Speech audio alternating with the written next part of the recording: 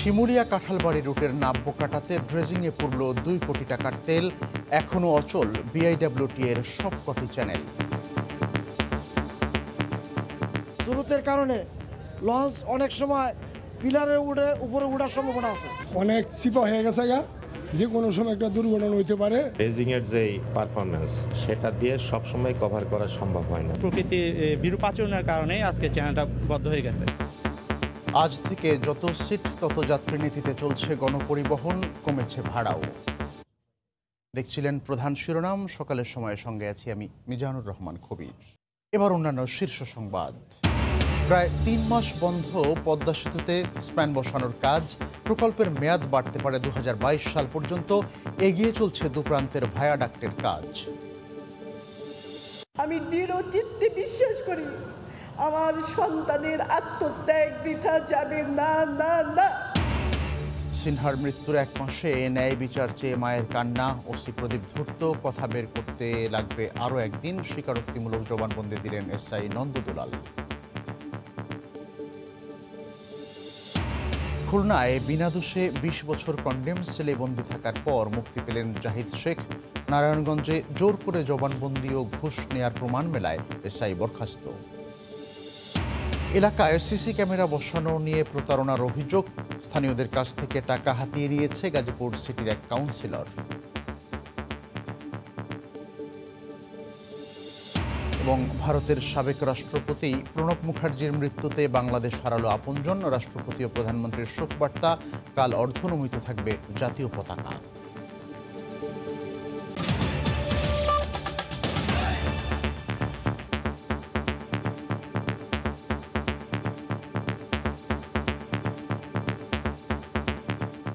ড্রেজিংয়ে 2 কোটি টাকার তেল পোড়ানোর পরও শিমুলিয়া কাঁঠালবাড়ি রুটে বিআইডব্লিউটি এর সবকটি চ্যানেল অচল হয়ে পড়ে আছে। এতে চরম দুর্ভোগ পোহাতে হচ্ছে লাখ লাখ মানুষকে। আর বিআইডব্লিউটি এর দায় চাপাচ্ছে প্রকৃতির ওপর। বিস্তারিত নাসির উদ্দিন উজ্জ্বলের রিপোর্টে। রোববার বন্ধ হয়ে যাওয়া লৌহজং টার্নিংয়ে চলছে এখন ড্রেজিং। তবে নদীর পলি কেটে নদীতে ফেলা হচ্ছে। ড্রেজিংয়ের পরও চ্যানেল বন্ধ থাকায় ক্ষুব্ধ যাত্রী ও চালকেরা। 6 কিলোমিটার এলাকা জুড়ে পলি পড়তেছে। তো এখন ড্রেজিং এর যে পারফরমেন্স সেটা দিয়ে সবসময় কভার করা সম্ভব হয় না। পলি জমে যাওয়ার কারণে রোডটা আমার 5 থেকে 6 ফিট বালি পড়ে ইয়ে হয়ে গেছে। আমরা ওই রুটে চলতে পারি না। নাব্য সংকটের কবলে পড়ে ছোট ফেরির পাশাপাশি লঞ্চও চলছে এখন পদ্মা সেতুর নিজস্ব চ্যানেলে। পদ্মা সেতু চ্যানেলের স্রোতের কারণে লঞ্চ অনেক সময় পিলারের উপরে ওঠার সম্ভাবনা আছে। চায়না ব্রিজের তল দিয়ে আমাদের খুব সমস্যা, অনেক চিপা হয়ে গেছে গা, যে কোনো সময় একটা দুর্ঘটনা হইতে পারে। বিআইডব্লিউটিএ বলছে ড্রেজিংয়ে এ পর্যন্ত 2 কোটি টাকার তেল খরচ হয়েছে। আর তারা তাদের এই অব্যবস্থাপনার দায় চাপাচ্ছে প্রকৃতির উপর। মন্ত্রী মহোদয় বলে দিচ্ছে যে সন্ধ্যার পরে কোনো ফেরি চলবে না। পদ্মা সেতুর ঝুঁকি আছে, পলি পরে ওইখানে চর আছে, বাড়ি খায়া ফেরি যদি ব্রিজের সাথে ধাক্কা লাগে পদ্মা সেতুর ক্ষতি হবে। প্রকৃতির বিরূপ আচরণের কারণে আজকে চ্যানেলটা বন্ধ হয়ে গেছে। সম্ভাব্য আশা করা যাচ্ছে উইদিন 6 or 7 days আমরা আবার ফেরি চলাচল স্বাভাবিক করতে পারবে। চ্যানেলটির নাব্য ফেরাতে এখন 9টি ড্রেজার 3.5 লাখ পলি অপসারণে দিনরাত কাজ করছে। বিআইডব্লিউটিএ বলছে গত জুন থেকে পর্যন্ত ড্রেজিংয়ে 5.5 লাখ ঘনমিটার পলি অপসারণ করা হয়েছে। আগামী ফেব্রুয়ারি পর্যন্ত এই রুটে প্রায় 33 লাখ ঘনমিটার পলি অপসারণ করতে হবে। নাসির উদ্দিন উজ্জ্বল, সময় সংবাদ, মুন্সিগঞ্জ। 12 ঘন্টা বন্ধ থাকার পর কাঁঠালবাড়ির শিমুলিয়া নৌরুটে সীমিত আকারে চলছে ফেরি। পদ্মা পাড়ি দিতে অপেক্ষায় রয়েছে শত শত যানবাহন।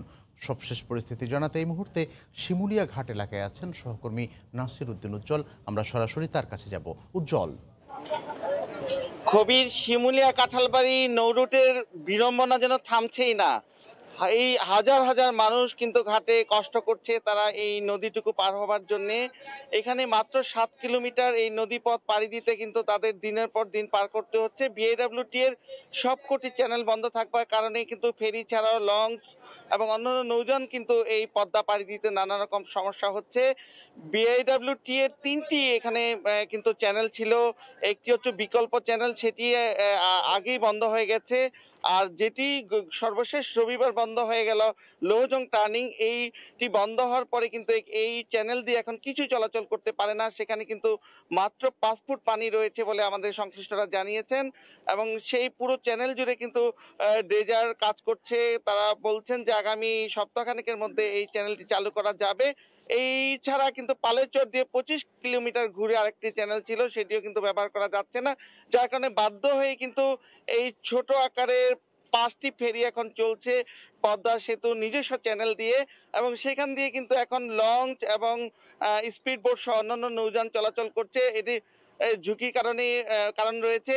এই শিমুলিয়া ঘাটের যে মানুষজন তারা রাতে এখানে খোলা আকাশের নিচে অবস্থান করেছে এবং এই বিড়ম্বনার মধ্যেই কিন্তু তারা অপেক্ষা করছে কখন পদ্মা পাড়ি দিতে হবে। এই ছিল শিমুলিয়া ঘাটের সর্বশেষ খবর।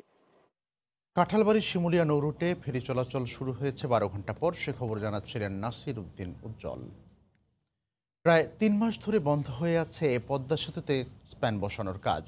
করোনার পাশাপাশি নদীতে রেকর্ড স্রোতের প্রভাবে বসানো যায়নি নতুন কোনো স্প্যান। তবে স্রোত কমে এলে চলতি মাসের মাঝামাঝি সময় থেকে আবারও স্প্যান বসানোর কাজ শুরু করা হবে। পিছিয়ে যাওয়া কাজের কারণে প্রকল্পের মেয়াদ আরেক দফা বাড়তে যাচ্ছে নিশ্চিত করে প্রকল্প পরিচালক বলছেন, কতদিন বাড়ানো হবে তা নির্ভর করছে করোনা কতটা দীর্ঘস্থায়ী হয় তার উপর। সাইফুল ইসলামের ছবিতে রিপোর্ট এহসান জুয়েলের।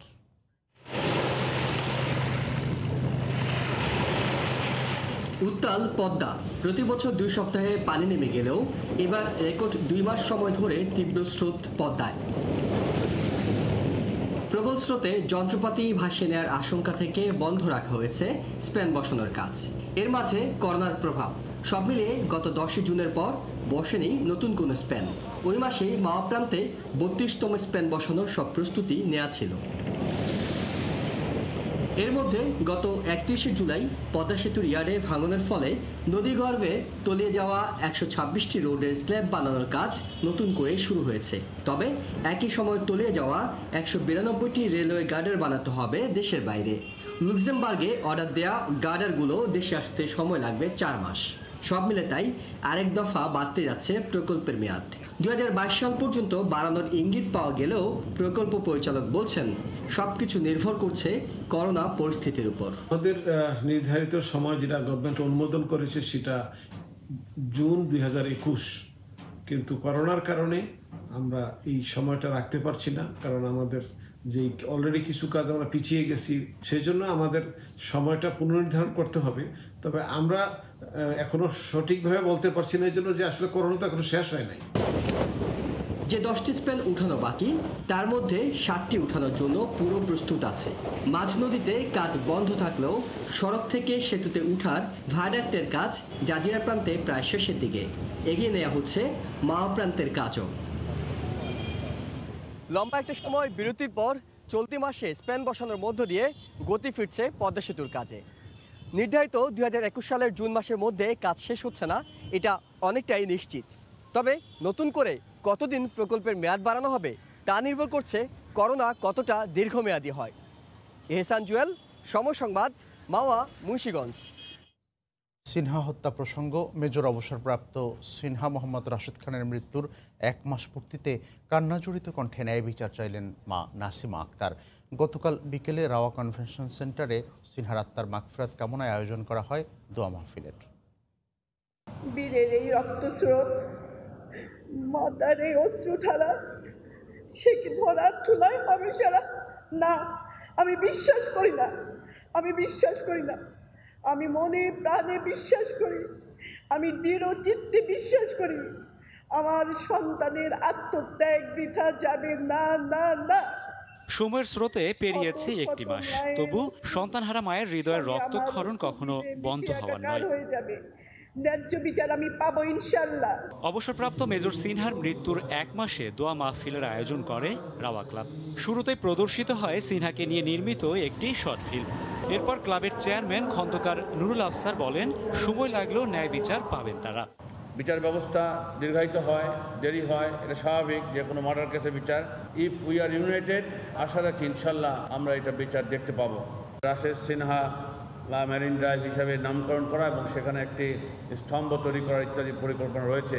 মা নাসিমা আক্তার আবারও ছেলে হত্যার বিচার পাওয়ার আশাবাদ ব্যক্ত করেন। এবং আমি বরাবরই আশাবাদী মানুষ, বললাম না যে আমি মনে আমার কাছে কেন জানি মন বলছে আমি এই বিচারটা পাবো। ওসি প্রদীপ ও তার সহযোগীদের হাতে নিপীড়িত কোনো নিরীহ ব্যক্তি মামলা চালাতে না পারলে তাদের সহযোগিতারও আশ্বাস দেয় রাওয়া ক্লাব। অন্য অন্য যে ট্রান্সফারগুলো হয়েছে, যারা থানার দোরগোড়া পর্যন্ত যেতে পারে না, আমরা সেই সমস্ত মানুষকে সহায়তা করার জন্য অলরেডি আমরা কথা বলেছি। রাশেদ বাপ্পি, সময় সংবাদ, ঢাকা। প্রদীপ ধূর্ত তার কাছ থেকে কথা বের করতে আরও একদিন সময় প্রয়োজন জানিয়ে আসামি প্রদীপকে আবারও রিমান্ডে নিয়েছে র্যাব। অবসরপ্রাপ্ত মেজর সিনহা হত্যা মামলার তদন্ত কর্মকর্তা একথা জানান। এদিকে লিয়াকতের পর এসআই নন্দদুলাল স্বীকারোক্তিমূলক জবানবন্দি দিয়েছেন আদালতে। কক্সবাজার থেকে সেলিয়া সুলতানার প্রতিবেদনে বিস্তারিত, ক্যামেরায় ছিলেন মোহাম্মদ মিজান। অবসরপ্রাপ্ত মেজর সিনহা হত্যার 1 মাসে সবকিছুই যেন আটকে আছে আসামি ওসি প্রদীপকে কেন্দ্র করে। দফায় দফায় রিমান্ডে নিয়েও হত্যা রহস্যের জট এখনো খোলাসা হয়নি। এর মধ্যেই রোববার ইন্সপেক্টর লিয়াকত দোষ স্বীকার করে আদালতে জবানবন্দি দেন। সোমবার সকালে এসআই নন্দদুলাল রক্ষিতকে 164 ধারায় জবানবন্দি দিতে নিয়ে আসা হয় আদালতে। দুপুর 1টার পর তৃতীয় দফা রিমান্ড শেষে ওসি প্রদীপকে একাই তোলা হয় আদালতে। বাদী পক্ষ থেকে চাওয়া হয় 1 দিনের রিমান্ড। অন্যদিকে রিমান্ড আবেদন নামঞ্জুর করে কারাগারে প্রেরণ ও ডিভিশন চান প্রদীপের আইনজীবী। যুক্তিতর্ক উপস্থাপন শেষে 1 দিনের রিমান্ড মঞ্জুর করেন আদালত। উনি হচ্ছে সিরিয়াল কিলার, যেহেতু উনি 204 জন লোককে খুন করেছে, তার বিভিন্ন ভাবে আমরা অবগত হয়েছি। আসামি হচ্ছে একজন পুলিশ অফিসার, সে জানে কিভাবে হাইড করতে হয়, সে সবগুলি সব তার নখদর্পণে। এই জন্য ওর থেকে কথা বাইর করা বা স্বীকৃতি আদায় করা অত্যন্ত কঠিন ব্যাপার হয়ে দাঁড়িয়েছে আমাদের জন্য। যেহেতু চাতুরতার সহিত এবং ধূর্ততার সহিত কৌশল অবলম্বন করে গোপন করতেছে, এগুলো আমরা দেখতেছি। তাই তার ওই তো গুরুত্বপূর্ণ কথাগুলো, গুরুত্বপূর্ণ ইনফরমেশনগুলো পাওয়ার জন্য আমাদের আরও রিমান্ডের দরকার। আজ পর্যন্ত উনি রিমান্ডে আছেন, ওনাদের কথা মতো 16 দিন আছেন ওনাদের কথা মতো, তাহলে 15 দিনের বেশি কোনো রিমান্ড দেওয়া যায় না। 25 দিন পরও আজকে 1 দিন রিমান্ড দিল। সেলিয়া সুলতানা, সময় সংবাদ, কক্সবাজার। চলে গেলেন ভারতের সাবেক রাষ্ট্রপতি প্রণব মুখার্জি। গতকাল বিকেলে দিল্লির সেনা হাসপাতালে চিকিৎসাধীন অবস্থায় মারা যান 84 বছর বয়সী প্রবীণ রাজনীতিক। এক টুইট বার্তায় তার মৃত্যুর খবর নিশ্চিত করেছেন প্রণব মুখার্জির ছেলে অভিজিৎ মুখার্জি। ভারতের প্রথম বাঙালি রাষ্ট্রপতির মৃত্যুতে শোক জানিয়েছেন রাষ্ট্রপতি মোহাম্মদ আব্দুল হামিদ। শোকবার্তায় প্রধানমন্ত্রী শেখ হাসিনা বলেন, বাংলাদেশ আপনজন হারালো। বুধবার বাংলাদেশে একদিনের রাষ্ট্রীয় শোক ঘোষণা করা হয়েছে। অর্ধনমিত থাকবে জাতীয় পতাকা। আশঙ্কাটা বাড়ছিল গেল কিছুদিন ধরেই। পড়ে গিয়ে মাথায় গুরুতর আঘাত পাওয়ায় গেল 10ই আগস্ট দিল্লির সেনা হাসপাতালে ভর্তির পর সেখানে ব্রেন সার্জারি করা হয় ভারতের সাবেক রাষ্ট্রপতি প্রণব মুখার্জির। পরে করোনা পরীক্ষায়ও পজিটিভ হন সাবেক এই রাষ্ট্রপতি। অবশেষে সোমবার স্থানীয় সময় সন্ধ্যা 5:45টার দিকে শেষ নিঃশ্বাস ত্যাগ করেন তিনি। সমাপ্তি ঘটে এক বর্ণাঢ্য রাজনৈতিক জীবনের। ভারতের সাবেক রাষ্ট্রপতি প্রণব মুখার্জি বাংলাদেশের অকৃত্রিম বন্ধু ছিলেন বলেই মত দিয়েছেন দেশের বিশিষ্টজনরা। তিনি মহান মুক্তিযুদ্ধে আমাদের বন্ধু হিসেবে আমাদেরকে সাহায্য করেছেন। সেই 71-এর দিনগুলোতে তার যে বাংলাদেশের প্রতি সহানুভূতি, সেটা আমার হৃদয়ে এখনো ভেসে ওঠে। এমন একজন নেতা যার কোনো দল ছিল না, তিনি কংগ্রেস নেতা হওয়া সত্ত্বেও ভারতের সব দলের মানুষ দলমত নির্বিশেষে তার প্রতি শ্রদ্ধা জ্ঞাপন করেছে। একজন সবচেয়ে অভিজ্ঞ রাজনীতিবিদ হিসেবে ভারতের রাজনীতিবিদরা তাকে শ্রদ্ধা করতেন এবং আমার ধারণা আগামী দিনগুলোতে আরো বেশি শ্রদ্ধা করতেন। আমাদের বাংলাদেশের সাথে তার সম্পর্ক ছিল খুব গভীর। তিনি বৈবাহিক সূত্রে বাংলাদেশের জামাই এবং নিজেকে সবসময় তিনি বাংলাদেশের একজন খুব কাছের মানুষ হিসেবে পরিচয় দিতে পছন্দ করতেন। বীরুত্তম সিআর দত্তের মরদেহে শ্রদ্ধা জানিয়েছেন সেনাবাহিনীর সাবেক ও বর্তমান কর্মকর্তারা। এর আগে সকাল 7টার দিকে সিএমএস এর হিমঘর থেকে সিআর দত্তের মরদেহ আনা হয় বনানীর ওল্ড ডিওসিস মাঠে।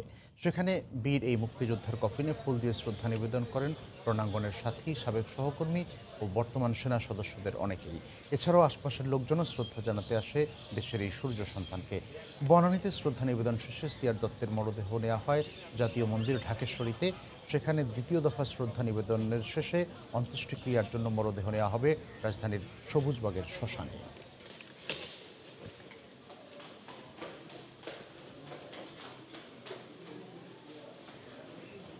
দেশপ্রেমিক হিসাবে সিআর দত্তর নাম প্রথম সারিতেই চলে আসবে এবং এরপরে যে উনি সাংগঠনিকভাবে কোনো দক্ষ ছিলেন, আপনারা জানেন যে হিন্দু, বৌদ্ধ, খ্রিস্টান এই যে উদ্যোগটা উনি প্রথমে নিয়েছেন, এই উদ্যোগটা ইয়াতে, এবং সম্প্রীতির একটা নিদর্শন উনি তৈরি করেছেন এই দেশে। মুক্তিযুদ্ধের ব্যাপার নিয়ে তার অবদান আমি খুবই গর্ব অনুভব করি যে তিনি আমাকে স্নেহ করতেন। এই ধরনের একজন মানুষ যখন চলে যায় সেটা আমরা কখনো মেনে নিতে পারি না, অন্তর থেকে মেনে নিতে পারি না। আজ থেকে আবারও আগের ভাড়া কার্যকর হচ্ছে গণপরিবহনে। এই মুহূর্তে রাজধানীর কলেজগেট এলাকাতে আছেন রিপোর্টার রাশেদ লিমন। আমরা সরাসরি তার কাছে যাব। লিমন,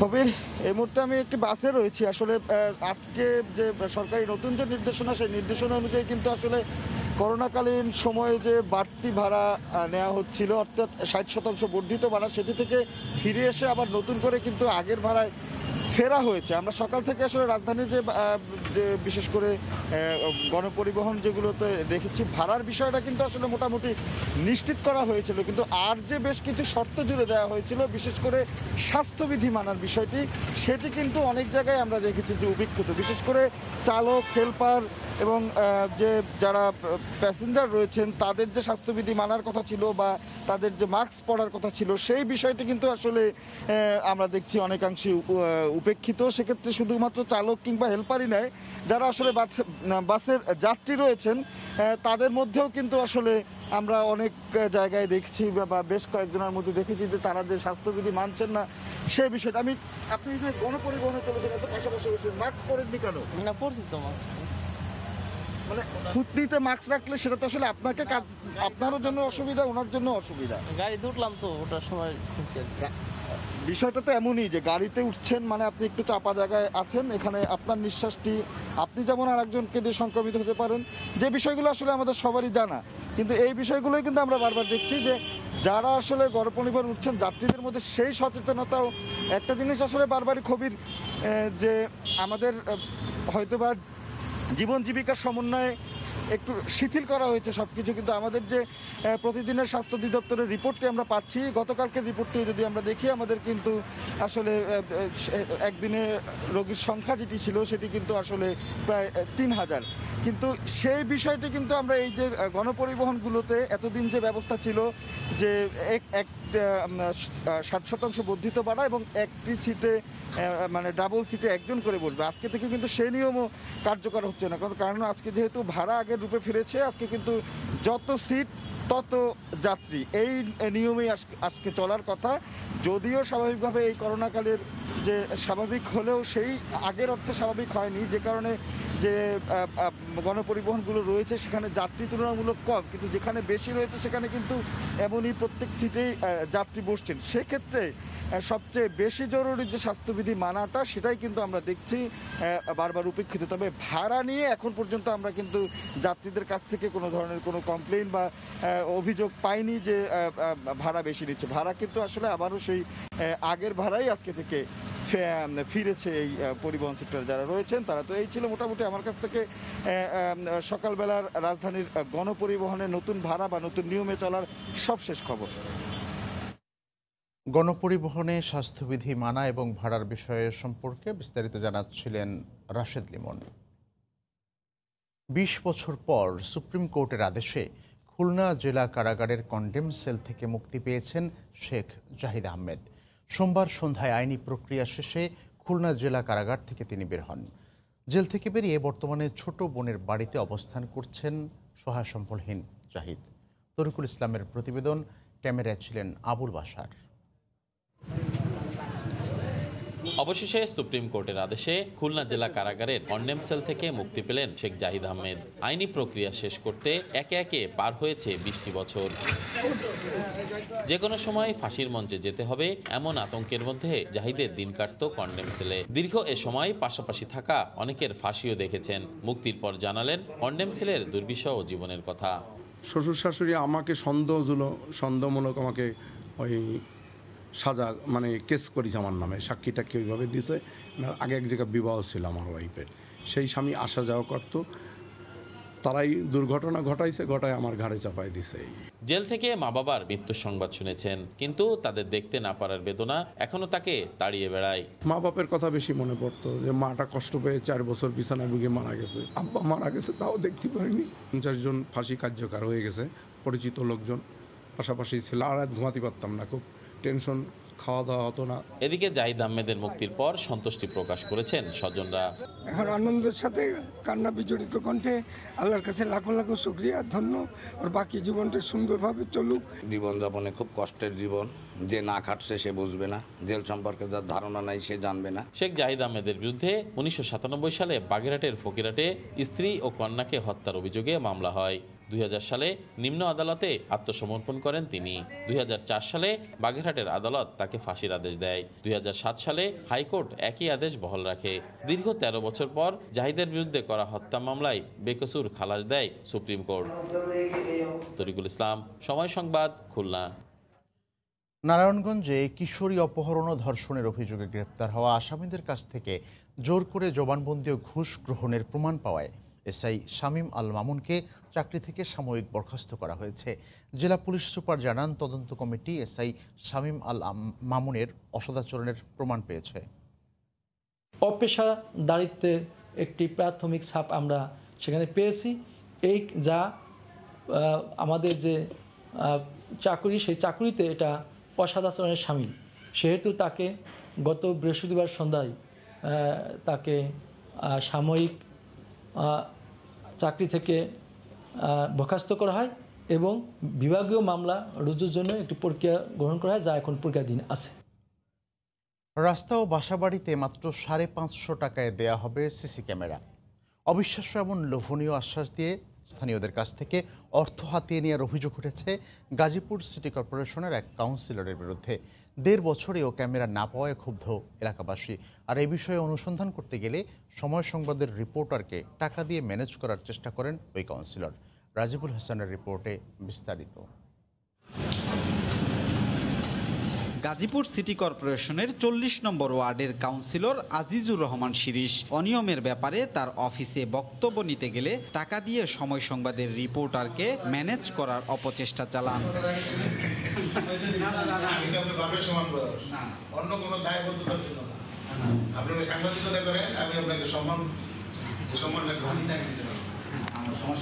সরকার যখন পুরো দেশকে ডিজিটালাইজেশনের আওতায় আনছে, ঠিক সে সময় জনগণের টাকায় নগদ ডিজিটাল করার নামে অর্থ হাতিয়ে নেয়ার অভিযোগ উঠেছে এই জনপ্রতিনিধির বিরুদ্ধে।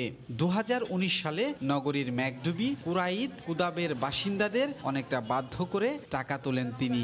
সে সময় দেয়া রসিদে সিটি কর্পোরেশন ও এনটচ নামে একটি এনজিওর লোগো ও স্বাক্ষর রয়েছে। আশ্বাস দেয়া হয় মাত্র 550 টাকায় 3 মাসের মধ্যে বাসা ও রাস্তার সামনে সিসি ক্যামেরা সরবরাহ করা হবে। 1.5 বছরেও আশ্বাস আলোর মুখ না দেখায় হতাশ ভুক্তভোগীরা। তাদের মধ্যে কেউ কেউ সামাজিক যোগাযোগ মাধ্যম থেকে শুরু করে বিভিন্নভাবে সরব হচ্ছেন। কাগজ আমাদের হাতে আছে, সিসি ক্যামেরা কিন্তু আমাদের হাতে নেই। রাস্তাঘাটে ঠিক নেই, আমরা আর্তারিনা ড্রেন নাই, কিছু এমন কোনো সমস্যা চতুর্দিকে। আর সিসি ক্যামেরাতে আমরা কি করবো? আর সিসি ক্যামেরাতে না দেওয়ার কোনো বিশ্বাস হয় না। সিটি কর্পোরেশনের সিল চাপ্পর আছে, মানে এটা বাধ্যমূলক যখন সিটি কর্পোরেশন সব আছে, তাহলে বাধ্যমূলক এটা দেওয়া লাগছে। প্রতিটা ক্যামেরার জন্য 550 টাকা করে তারা নিছিল ওই টাইমে। আমরা ওই যে টাকাটা দিয়েছিলাম, ওখানে লোকাল কাউন্সিলর সিগনেচার ছিল। ওয়ার্ড কাউন্সিলরের এই অনিয়মের ব্যাপারে বাসায় 2 ঘন্টা বসিয়ে রেখেও সিটি মেয়র জাহাঙ্গীর আলম কোনো বক্তব্য দেননি। তবে নানা অজুহাত দেখিয়ে অভিযুক্ত কাউন্সিলর দ্রুত সময়ের মধ্যে টাকা ফিরিয়ে দেওয়ার আশ্বাস দেন। দেশে করোনা চলে আসছে, টাকাটা আর ফেরত দেওয়া হয় নাই, তাদের কাছ থেকে 550 টাকা নিয়েছে, এটা ফেরত দিয়ে দিন। 9টি গ্রামের 22,000 বাসিন্দা নিয়ে সিটি কর্পোরেশনের 40 নম্বর ওয়ার্ড। অভিযুক্ত কাউন্সিলরের দাবি, এখন পর্যন্ত 3টি গ্রাম থেকে টাকা তুলেছেন তিনি। রাজিবুল হাসান, সময় সংবাদ, গাজীপুর। 10 গুণ বেশি দামে করোনা চিকিৎসার সরঞ্জাম কেনার প্রমাণ মিলেছে কুয়েত মৈত্রী হাসপাতালের তত্ত্বাবধায়ক ডাক্তার শেহাবুদ্দিনের বিরুদ্ধে। কেনাকাটার এমন 93টি বিলে অসঙ্গতি চোখে পড়েছে। শুধু তাই নয়, একক অর্ডারের মাধ্যমে আত্মীয়দের নাম সর্বস্ব ঠিকাদারি প্রতিষ্ঠানকে কাজ পাইয়ে দেওয়ার অভিযোগ উঠেছে। মুজাহিদ শুভর রিপোর্টে বিস্তারিত। প্রথম করোনা হাসপাতাল হিসেবে সেবাদান শুরুর পর থেকেই নানা অনিয়ম ও দুর্নীতির অভিযোগ ওঠে কুয়েত মৈত্রী হাসপাতালের তত্ত্বাবধায়ক ডাক্তার শেহাবুদ্দিনের বিরুদ্ধে। 12 কোটি 10 লাখের বেশি কেনাকাটায় দেয়া বিভিন্ন কার্যাদেশের বিলে প্রচুর অসঙ্গতি মিলেছে। অনুসন্ধানে দেখা যায় 25 লাখ টাকা বাজার মূল্যের পিসিআর মেশিনের দাম ধরা হয়েছে 1 কোটি 65 লাখ টাকা। মাল্টিপারপাস পেশেন্ট মনিটর যন্ত্র কেনা হয়েছে 52 লাখ 80 হাজার টাকায়। কেনাকাটায় জিএম ইন্টারন্যাশনাল এবং মেসার্স আলী ট্রেডার্সের নাম ব্যবহার করা হলেও সরেজমিনে এসব প্রতিষ্ঠানের কোনো অস্তিত্ব মেলেনি। জিএম ইন্টারন্যাশনাল আরও 1 বছর আগে ছিল, এখন তারা এখান থেকে চলে গেছে, কই গেছে তা আমরা জানি না। গত 25শে আগস্ট ক্রয় কমিটির 2 জন সদস্যকে জরুরি তলব করে পূর্বের বিভিন্ন তারিখের নামে অন্তত 50টি স্বাক্ষর নিয়েছেন হাসপাতালের তত্ত্বাবধায়ক। অনেকটা বাধ্য হয়ে স্বাক্ষর দিলেও এখন চরম বিড়ম্বনায় পড়েছেন ডাক্তার সোহেলি পারভিন ও ডাক্তার মামুনুর রশিদ। জোর করে অনেকবার ফোন করে আমাদেরকে নিয়ে গেছে, কোনো কাগজ কিছু বুঝতেই দেয়নি, খালি বলে রেজুলেশন পরে যাচাই বাছাই হবে। সব সই হচ্ছে ব্যাক ডেটে সই নিছে স্যার। আমি মনে আজকে 50টার উপরে সই করছি। আমাদের হাসপাতালের যে প্রধান আছে তাদের সাথে কথা বললে আপনারা সব ইনফরমেশন আপ টু ডেট জানতে পারবেন। আমরা এই ব্যাপারে কোনো আর মন্তব্য করতে পারছি না। বারবার যোগাযোগের চেষ্টা করেও অভিযুক্ত শেহাবুদ্দিনকে পাওয়া যায়নি। তবে অভিযোগ প্রমাণিত হলে কঠোর শাস্তির আওতায় আনার হুঁশিয়ারি স্বাস্থ্য অধিদপ্তরের। যিনি প্রয়োগ করবেন উনি অবশ্যই পিপিআর রুলস ফলো করবেন এবং এটা যদি সে ব্যত্যয় ঘটে থাকে তার জন্য সেই দায়ী থাকবে। আমার এসে দেখলাম একটা কমপ্লেনও আসছে, যদি সে অপরাধ করে থাকে তাকে এটা পানিশমেন্ট পেতে হবে। এর আগেও ডাক্তার শেহাবের বিরুদ্ধে ডাক্তার নার্সদের নিম্নমানের খাবার সরবরাহ, রিজেন্টের শাহেদের সঙ্গে হোটেল চুক্তি নিয়ে বড় ধরনের অনিয়মের অভিযোগ থাকলেও বারবারই পার পেয়ে গেছেন তিনি। মুজাহিদ শুভ, সময় সংবাদ, ঢাকা। সাম্প্রতিক বন্যা ও বৃষ্টিপাতে মাছের সরবরাহ কমেছে নারায়ণগঞ্জ নগরীতে। এতে সব ধরনের মাছের দাম কেজি প্রতি 100 থেকে 150 টাকা পর্যন্ত বেড়েছে। এদিকে মৎস্য আড়তদার সমিতির নেতারা স্থায়ী আড়তের দাবি জানিয়েছেন। নারায়ণগঞ্জ থেকে শওকত আলী সৈকতের তথ্য ও ছবি নিয়ে রিপোর্ট। নারায়ণগঞ্জ নদীবন্দর সংলগ্ন শীতলক্ষ্যা নদীর পূর্ব তীরে 3 নম্বর ঘাট এলাকার পাইকারি মাছ বাজারটি প্রায় 100 বছরের পুরনো। নদীর ছোট বড় সব ধরনের মাছ পাওয়া যায় এই বাজারে। পাশাপাশি হাওর অঞ্চলের নানা প্রজাতির দেশি মাছও মিলে। প্রতিদিন ভোর 5টা থেকে বেলা 11টা পর্যন্ত ক্রেতা বিক্রেতাদের পদচারণায় জমজমাট থাকে ঐতিহ্যবাহী এই মাছ বাজারটি। আমি মাছের ব্যবসা করি 40 বছর ধরে। এখান থেকে মাছ কিনে নেওয়া, সব মাছ কিনে নেই আমরা, এখানে দাম কম পাওয়া যায়। আমরা সবসময় এই বাজারে আছি এবং পাইকারি দামে মাছ কিনি। তবে দেশের বিভিন্ন এলাকায় বন্যা ও বৃষ্টিপাতের কারণে মাছের আমদানি কমেছে। ফলে সব ধরনের মাছের দাম কেজি প্রতি 100 থেকে 150 টাকা পর্যন্ত বেড়েছে। চিটাং রেজুদ্দি বাজার ট্রলিং ফিশ আছে, ওখান থেকে সামুদ্রিক মাছগুলো আসে। নদীতে মাছ নাই বিধে এখন মাছের দাম বেশি। বেশ কিছুদিন ধরে একটু দামটা বেশি, আবার হয়তো আমদানি হইলে বন্যা গেলে এই মাছের দাম আগের মতো সীমিত দামে আসবে। এদিকে আড়তদারদের অভিযোগ, সিটি কর্পোরেশনের সড়কে গড়ে ওঠা এই বাজারটির দুপাশে রেলওয়ে এবং বিআইডব্লিউটি এর জমি থাকায় তারা স্থায়ীভাবে আড়তঘর বসাতে পারছেন না। বাসগুলো অনেক ডিস্টার্ব করে, অনেক কাস্টমার উপরে বসে থাকা, মাছের উপরে, ডালার উপরে বসে থাকা। আমাকে একটা স্থান না দিলে আমরা কেমনে বসে আমরা ব্যবসা বাণিজ্য করবো? লক্ষ লক্ষ টাকা দিয়েও জায়গা আমাকে স্থানীয়ভাবে করে দিতে পারে নাই, পরে আবার ভেঙে দিছে। জেলা প্রশাসক জানান, আড়তদার সমিতির পক্ষ থেকে আবেদন করা হলে সমস্যা সমাধানে পদক্ষেপ নেওয়া হবে। তবে কেউ যদি আবেদন করেন যে আসলে তাদের এই নিয়ে সমস্যা হচ্ছে মাছ বাজারের পক্ষ থেকে বা অন্যদের পক্ষ থেকে, তাহলে অবশ্যই আমরা বিষয়টা বিবেচনা করার জন্য বলবো। এখানে শতাধিক আড়তদার ও সহস্রাধিক পাইকারি মাছ ব্যবসায়ী ব্যবসা পরিচালনা করছেন। এছাড়া রয়েছে হাজারের বেশি মৎস্যজীবী শ্রমিক কর্মচারী। সময় সংবাদ, নারায়ণগঞ্জ। রংপুরে কেজি প্রতি কাঁচামরিচের দাম ঠেকেছে 280 টাকায়। বেগুন সহ অন্যান্য শাকসবজির দামও বেশ চড়া। ব্যবসায়ীদের অজুহাত, সরবরাহ কমায় দাম বেড়েছে। তবে ব্যবসায়ীদেরই সরবরাহ কমার যুক্তি মানতে নারাজ কৃষি বিভাগ। তারিকুল ইসলামের ক্যামেরায় বিস্তারিত জানাচ্ছেন হেদায়েতুল ইসলাম বাবু। রংপুর সিটি বাজারে পাইকারি দর 250 আর খুচরা বাজারে প্রতি কেজি মরিচের দাম ঠেকেছে 280-তে। 50 টাকার কমে মিলছে না প্রতি কেজি পটল, কাকরোল, বেগুন কিংবা বাঁধাকপি। মানুষ তো মরে যাবে যে বাজারের অবস্থা ভাই। 50 টাকার নিচে কোনো সবজি নাই মনে করেন। সবকিছুর দামই তো বেশি, সবজি শাকের কেজি 30 টাকা। সাপ্লাই আছে কিন্তু এটা সিন্ডিকেটের কারণে এটা মনে হচ্ছে দামটা বেশি। শাকসবজির দাম বাড়ার কারণ হিসেবে বন্যার অজুহাত খাড়া করে বাজারে সরবরাহের ঘাটতির কথা বলছেন ব্যবসায়ীরা। মরিচের দাম হুটকুট করে বাড়তেছে প্রতিদিন, 250 টাকা কেজি, আর খুচরা অনেক বেশি দাম। এটা বন্যার কারণে এই দশা হয়েছে। 3 ভাগের 1 ভাগ মাল আসতেছে, যার কারণে মালের আমদানি কমের কারণে মালের দাম বৃদ্ধি। বন্যায় আংশিক ক্ষতি হয়েছে, তাই বাজারে সরবরাহ কমার যুক্তি মানতে নারাজ রংপুর কৃষি বিভাগ। যথেষ্ট বৃষ্টি হয়েছে, তার কারণে সবজি কিছুটা ক্ষতি হচ্ছে, কিন্তু যেভাবে বাজারে বলা হচ্ছে যে একেবারে সরবরাহ, সেইভাবে কিন্তু আসলে কথাটি সত্যি নয়। বাজারে কিন্তু আমাদের কৃষকরা উৎপাদিত সবজি সরবরাহ দিচ্ছে। রংপুর কৃষি অঞ্চলের 5 জেলায় চলতি বছর 25,000 হেক্টর জমিতে শাকসবজির আবাদ হলেও বন্যায় ক্ষতি হয়েছে 1,244 হেক্টর জমি। একইভাবে প্রায় 4,000 হেক্টর আবাদের মধ্যে মাত্র 215 হেক্টরের মরিচ ক্ষেত ক্ষতিগ্রস্ত হয়েছে বলে দাবি কৃষি বিভাগের। হেদায়েতুল ইসলাম বাবু, সময় সংবাদ, রংপুর। প্রায় সব মানুষ নিদ্রা ও বিশ্রামের জন্য রাতকে বেছে নিলেও কারো কারো জন্য জীবিকার উপযুক্ত সময় রাত। রাজধানীতে প্রতি রাতেই দেখা যায় খেটে খাওয়া মানুষদের জীবিকার তাগিদে ছুটে চলার দৃশ্য। রাত 2:45, নগরীর মানুষগুলো যখন গভীর ঘুমে, ঠিক তখন জীবন যুদ্ধে সজাগ 80 বছরের এই বৃদ্ধ ভ্রাম্যমাণ দোকান খুলে হালিম বেচা বিক্রিতে ব্যস্ত। এভাবে রাত জেগে দোকান চালান দীর্ঘ 40 বছর ধরে। তবে করোনার প্রভাবে কমেছে তার বেচা বিক্রি। করোনার লেগে ব্যবসা ডাউন হয়ে গেছে, আগে তো ভালো চলতো, আগের মতো কাস্টমার খায় না। গভীর রাতে যান চলাচল নেই বললেই চলে। যাত্রী কম পেলেও যানজট না থাকায় অনেক রিক্সা চালক রাতকেই বেছে নেন উপযুক্ত সময় হিসেবে। রাতে চালাই, পুলিশ কোনো কিছু ধরে না। টোকাইদেরও দেখা যায় রাস্তায় ব্যস্ত সময় কাটাতে, পরিবারের খাবার জোগান দিতে ঘুম বিসর্জন দিয়ে তাই তৎপর তারা। ভাঙ্গারি টুকা মুখা এলা হারা দিন যা 100-150 টাকা দিয়ে চলি। এখন কি করবো, এছাড়া তো কোনো উপায় নেই, রাস্তায় ঘুমাই, জেনে রাইতে নেই কাজ। পরিবার ও নিজের জীবন জীবিকার তাগিদে হাজারো মানুষ গভীর রাতে এভাবে রাজধানীতে বিভিন্ন কাজে ব্যস্ত থাকেন। সাদিকুর রহমান, সময় সংবাদ, ঢাকা।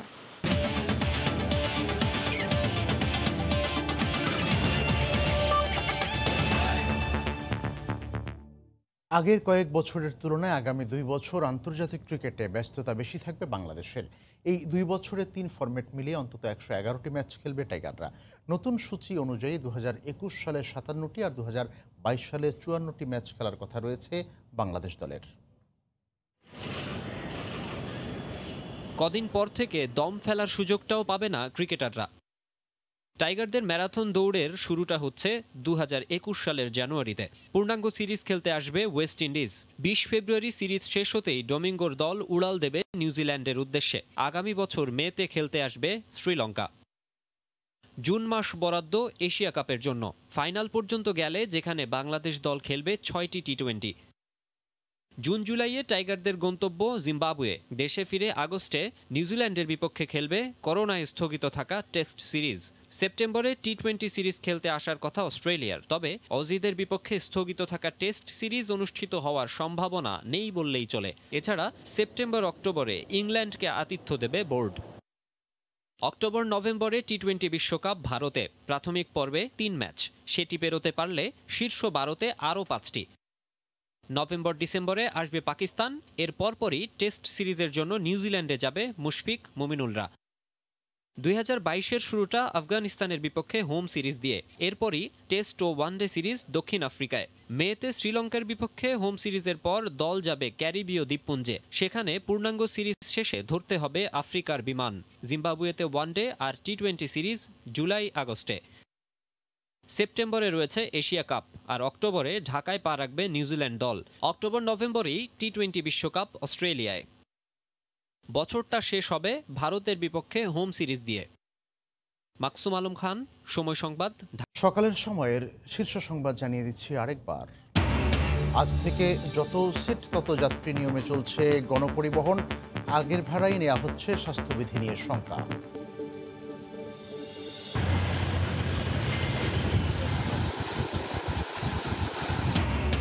শিমুলিয়া কাঁঠালবাড়ি রুটের নাব্য কাটাতে ড্রেজিংয়ে পড়ল 2 কোটি টাকার তেল, এখনও অচল বিআইডব্লিউটি এর সবকটি চ্যানেল। এবং ভারতের সাবেক রাষ্ট্রপতি প্রণব মুখার্জির মৃত্যুতে বাংলাদেশ হারালো আপনজন, রাষ্ট্রপতি ও প্রধানমন্ত্রীর শোকবার্তা, কাল অর্ধনমিত থাকবে জাতীয় পতাকা। এই ছিল সকালের সময়, আর সঙ্গে থাকুন সময়ের।